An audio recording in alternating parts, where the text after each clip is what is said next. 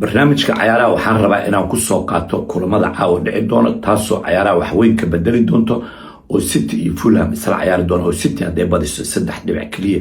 ayay Arsenal u jirsan doontaa taasoo Arsenal ayadana cayaari doonto Khamiista ayay cayaari doontaa iyo kooxda Sunderland iyo Liverpool oo Liverpool hadii laga adkaado tababaraha xaaladiisa isbedeli doona iyo kulamadii xaalad dhaca taasoo aan la socono kooxdii Tottenham in laga raacday tababarihii kooxda Tottenham Thomas Frank kaasoo 8 bilood kaliya kooxda joogay markii Sonor ka yimid kooxdii Bradford ayuu ka yimid aan la socona waana nin Danish hase yeeshee tababarahaas dhibaatada weyn oo hesho waxay ilaa ay 11 ciyaartoy ayaa ka dhaawacnay taasna waxay keentay in kooxdii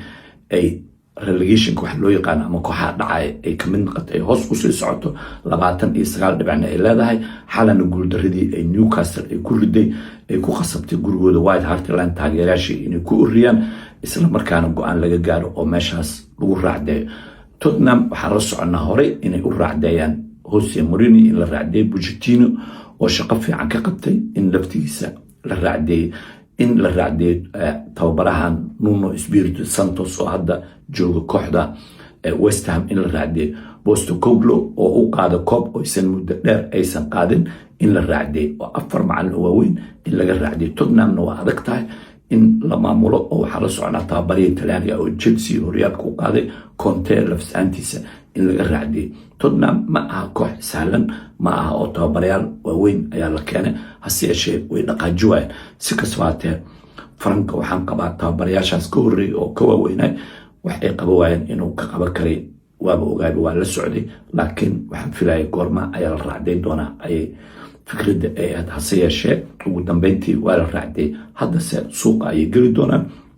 iyo la malaya in la keeno waxaa kaloo jira tababarihii Marseille ee Francisca De Zerbi oo kooxda Brighton jooga laftigiisa inuu ka tagay kooxdii Marseille oo waxaan la soconaa Champions League in laga saaray kooxdaas ay Champions League ay ka baxday waxaa kaloo la soconaa in 5 gool iyo eber kooxdii PSG ay u adkaatay taasna ay keentay inuu go'aansaday inuu kooxda oo iskaga tago De Zerbi wuxuu ku jiraa tababarayaasha indhaha lagu hayo oo laga yaabo Tottenham inuu soo aado waxaa kaloo laga yaabaa tababaraha kooxda Bournemouth laftigiisa Orola inuu soo aado ayaa laga yaabaa waxaa kaloo laftaantiisa indhaha ay ku hayaan tababaraha kooxda Crystal Palace Oliver Glasner laftigiisa indhaha ay ku hayaan waxaa kaloo loo maleeyaa tababarahan laftigiisa oo dad kooxa badan aad u raadinayaan oo laga soo raacday kooxdii Real Madrid Alonso laftigiisa liiska ayuu ugu jiraa hase yeeshee Tottenham waxaan sugi doonaa ma u maleynayo macallimiintaas waaweyn hadda inay keeni karaan De Zerbi waa laga yaabaa inuu hadda oo toos ugu yimaado oo sababtoo wax shaqaa ma hayo laakiin tababarayaasha kale waxaa laga yaabaa inay sugaan intii horyaalka uu ka dhammaado oo tababare ku meel gaaro oo cayaaraha sii dhameeya in uu sii wadi doono ayaa laga yaabaa Tottenham waa la soconaa dhaawacyo badan inay maqan yihiin marka si kastaba hatee Thomas Frank waxaan qabaa inaysan inta badan qaladkiisa aynu ciyaartoydaas badankood ay ka dhaawacmeen aan la soconaa Richarlison inuu ka dhaawacnay difaaca in inta badan Van de Ven inuu ka dhaawacnaa Boro inuu ka dhaawacnay inuu ka dhaawacan yahay ciyaaryahanadii dhexda ka dheeraa Kulusevski Maddison in ay ka wada maqan yihiin marka waxaasoo dhan oo la isku daray iyo Bentancur iyo in ciyaartoy aad u fara badan ilaa iyo 11 ciyaartoy ay ka maqnaan taasna ay keenayso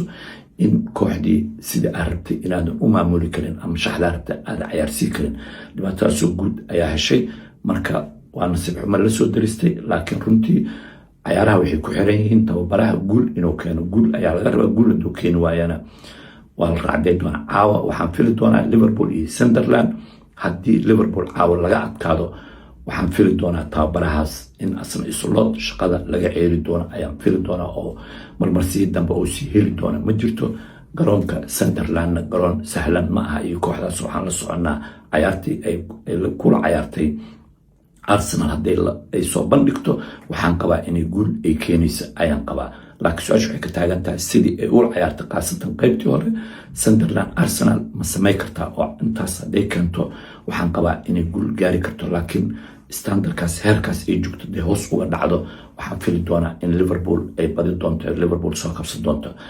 caawana waxay ku xiran tahay mustaqbalka tababaraha kooxda Liverpool slot mustaqbalkiisa ayaa ku xiran ciyaartan dhici doonto haddii aan u gudbo dhanka City iyo Fulham waxaan la soconaa ciyaartii hore dhexmarta 4-3 inay ku dhamaatay ay City farac dil ay ku fakatay khaasatan qaybihii ugu dambeeyay in ay soo kacday kooxdii Fulham oo garoonkooda lagu ciyaarayo Cityna fursadda ugu weyn waxay heshay qaybtii hore ay goolal badan dhashay taas ayaa waxay keentay in difaacooda kala daatay su-aashu waxay ka taagan tahay City waxaa la soconaa in ciyaaryahaankooda difaac ahay Cabdiqaadir Kosunov oo noqday bishan ciyaaryahaankii ugu fiicnaay oo dhaawac ku baxa ciyaartay Liverpool dib ayuu u soo noqday oo caafimaad qabaa ayaa la leeyahay inkastoo booskiisa oo Diaz oo galay waxaan qabaa ciyaaryahankaas in Pep Guardiola oo booskiisa u dhaafo waa wiil aad iyo aad u yar kubadda lugta uu ku dheelayaan aad ay u fiican tahay orodna wuu leeyahay speedkiisa aad iyo aad u badan wuxuu kaloo aad iyo aad ugu fiican yahay kubadda marka difaaca loo soo dhiiba si degdega ayuu ku tagaa oo uga hortagaa kubaddan uga qaadaa ama banaanku bixiya waxaana qabaa inuu yahay difaacyada Premier League ee soo socda ugu fiican inuu noqon doono Cabdiqaadir Kosunov caawan waxaan fili doonaa Pep Guardiola inuu dheelsi doono haddii uu dib u soo noqday inkastoo laftigooda City uu dib ugu soo noqday ciyaaryahankii Jones oo kaasoo difaaca uga dheeli jiray oo aan la soconno in uu muddo dheer oo maqnaayo ciyaartii uu ku dhaawacmay Fulham iyo City dhex martay ciyaartaas kadibna uusan imaan laakiin caawa uu dib u soo noqday Savinio ayaa laga yaabaa inuu dib u soo noqday iyo Doku lafs ahaantooda laakiin ciyaaryahano ku filan ay haystaan ciyaartan haddii ay City badiso Arsenal ay waxaa u dhexay doona 1 dhibic weerarkoodana waxaan qabaa Doku wax dhibay inuu joogin oo Shirki Phil Foden iyo Tijani inay kaydka ay ku jireen ciyaartii Liverpool inaysan ciyaarinba ay kaydka ay joogeen iyo ciyaaryahankan kale Nico Gonzalez oo naftigiisa Spaanisha inay kaydka uu ku jiray marka waxaan qabaa ciyaartooy badan inay haystaan Fulhamna runtii sidii hore ma aha xooliga ay ku socdeen kuma socdaan laakiin caawa waxay ku xirnaa doontaa rajada kooxda City oo qaabkii ay ula ciyaartay khaasatan qaybtii hore kooxdii Liverpool City haddii ay ku wada 90 daqiiqo waxaan qabaa si fudud inay u guuleysan doonto City ayna meeshaas ayagii Arsenal 3 dhibic u dhaxay doonto kadibna arki doona Arsenal falcelinta ay ka bixiso taasoo Brentford oo London ka dhisan ay wada ciyaari doonaan horyaalkana markaas wuxuu yeelan doonaa xiise weyn ayuu yeelan doonaa runtii waxaan fili doonaa inuu noqon doono horyaal aad iyo aad la iskugu soo dhawaado Cityna kalsoonideeda ayaa soo noqon doonta laakiin su-aashu waxay taagan tahay City ma noqon kartaa kooxdii aan naqiinay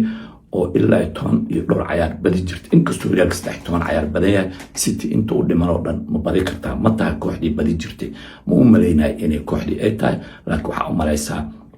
xoogooda inuu soo kabsanayo oo Bernardo Silva runtii ciyaartay Liverpool inuu ciyaar aad iyo aad u fiican oo soo bandhigay oo daalin oo si kasta u ciyaaraya si kastaba aatee waxaan qabaa Sameeyo laftigiisa inuu aad iyo aad u fiicnay Sameeyana inta badan geeska ayuu ka dheelaa laakiin ma ciyaaryahan kubadaha geesaha ka keena waa ciyaaryahan dhaliye oo Sameeyo wuxuu ku fiican yahay gool dhalinta ayuu ku fiican yahay oo ciyaaryahanada geesaha ka dheela inta badan qaarna kubada ayay keenaan qaarna gool dhalinta ayay ku fiican yihiin waa ciyaaryahan gool dhalinta ku fiican oo marka fiirso kubada la sii ma ciyaartooy laba ciyaartooy soo dhaafo saddex ciyaartooy soo dhaafo banaanka soo dhiga ma waa ciyaaryahan runtii hadduu xarqan 18 ka helo gool toogashadiisa aad iyo aad u fiican tahay hadduu arko inuu dhali karina kubada inuu iska dhiiba ayay u badan tahay kooxdana markay horyaal qaadayso waa inay haystaa ciyaartooy badan oo kala duwan oo goolal dhali karo marka caawa horyaalka wuxuu noqon doonaa horyaal la isku soo dhawaada ayaan u malay doonaa haddii City caawa ay guuleysto waxaan fili doonaa City inay guuleysan doonto